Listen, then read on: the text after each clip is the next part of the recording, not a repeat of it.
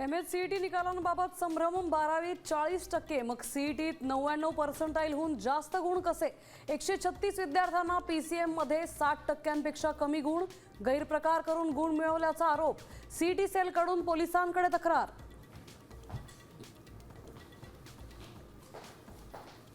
पावसाळी अधिवेशनाचा दुसरा आठवडाही गोंधळाचा. दोन्ही सभागृहात तहकूब. परीक्षा दुरुस्ती विधेयकावर दुपारी 2 वाजता चर्चा होणार.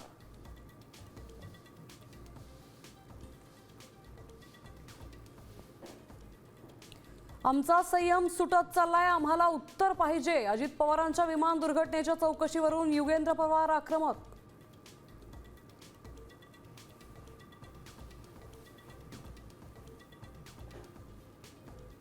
शिंदे सेनेच्या मंत्र्यांची आज बैठक. मंत्र्यांची कामगिरी आणि घेतलेल्या निर्णयांचा एकनाथ शिंदे घेणार आढावा.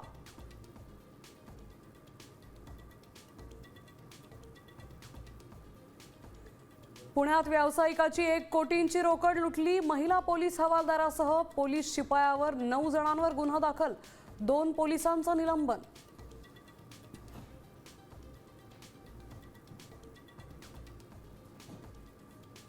शेतकरी कर्जमाफीस प्राप्तिकराची अट. शून्य विवरणपत्र धारकास मात्र दिलासा. योजनेत पारदर्शकता ठेवण्यासाठी सहकार विभागाचा महत्त्वाचा निर्णय.